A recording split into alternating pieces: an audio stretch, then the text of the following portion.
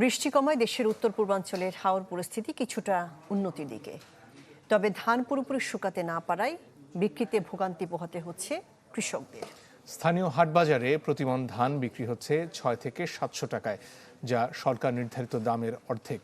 অন্যদিকে আর্দ্রতার অজুহাতে ধান নিচ্ছে না সরকারি গুদামও।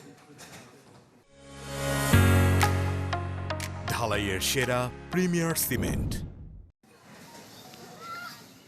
কদিন ধরে রোদের দেখা মিলছে হাওর অঞ্চলে, তাই যতটুকু ফসল ঘরে তোলা যায় সেই চেষ্টা কৃষকদের। কেউ ডুবে থাকা ধান কাটায় ব্যস্ত, কেউ আবার শুকানোর কাজে। সুনামগঞ্জে ক্ষতিগ্রস্ত ২০,০০০ হেক্টর ফসলের মধ্যে কাটা হয়েছে ৭৫ ভাগ। আর সরকারি হিসাবে ৫০,০০০ ক্ষতিগ্রস্ত কৃষক থাকলেও হাওর নেতাদের মতে এই সংখ্যা কয়েক গুণ বেশি।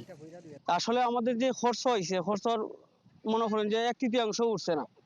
আর বছর কি যাইবো কিনা তাও সন্দেহ আছে। ধান দিয়ে খাই নিচ্ছে ৭ হেক্টর জমি, আমার সংসারে চালানি জমাদন। কৃষি বিভাগ কৃষকদের যে ক্ষয়ক্ষতি হয়েছে সে তথ্য সম্পূর্ণরূপে গোপন রাখছে। কৃষকের তথ্য যদি সঠিকভাবে তুলে ধরা না হয় তাহলে কৃষকরা তাদের ক্ষতিপূরণ পাবে না। নেত্রকোনায় ধান পুরোপুরি শুকাতে না পারায় বিক্রিতে বেগ পেতে হচ্ছে কৃষকদের। ভেজা হওয়ায় মন প্রতি মিলছে ৬০০ থেকে ৭০০ টাকা, যা সরকার নির্ধারিত দামের অর্ধেক। আবার আর্দ্রতার অজুহাতে ধান নিচ্ছে না সরকারি গুদামও। পানের তলা ধানটা কিনতেছি না বলতে, পানের তলা ধানটা যদি বস্তা থাকে তাহলে বস্তাটা ধানটা গরম হয়ে যায়, নষ্ট হয়ে যায়। এই দিক থেকে মিল পর্যন্ত যাইতে যাইতে ধান কিন্তু কালার আবার এই ডিসকালার হয়ে যায়। মিলারের কাছে আমরা ধান বিক্রি করতে পারতেছি না, মিলারায় ধান নিতেছে না, তোর দাম কম কয়। মৌলভীবাজারে পুরোপুরি নষ্ট হয়ে গেছে কাওয়াদিঘি, হাকালুকি ও হাইল হাওরের নিম্নাঞ্চলের ধান।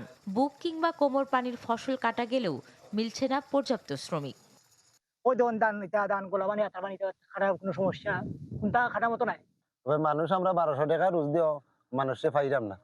ও নিজে আমরা লাগছি, ৩ জনে আমরা খাটলাম।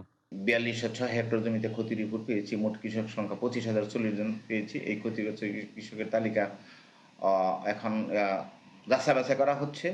তো আমরা দ্রুতই চেষ্টা করবো এই কৃষকদেরকে প্রয়োজনীয় সহায়তা প্রদান করার জন্য। আবহাওয়া ভালো থাকায় ব্রাহ্মণবাড়িয়ার হাওরে নতুন করে প্লাবিত হয়নি ধান ক্ষেত। কৃষকরা বলছেন, যে পরিমাণ ফসল নষ্ট হয়েছে তাতে ক্ষতি হয়েছে অন্তত ১৩ কোটি টাকা। সরাবান্ত হুরাজিনিয়া, চ্যানেল 24।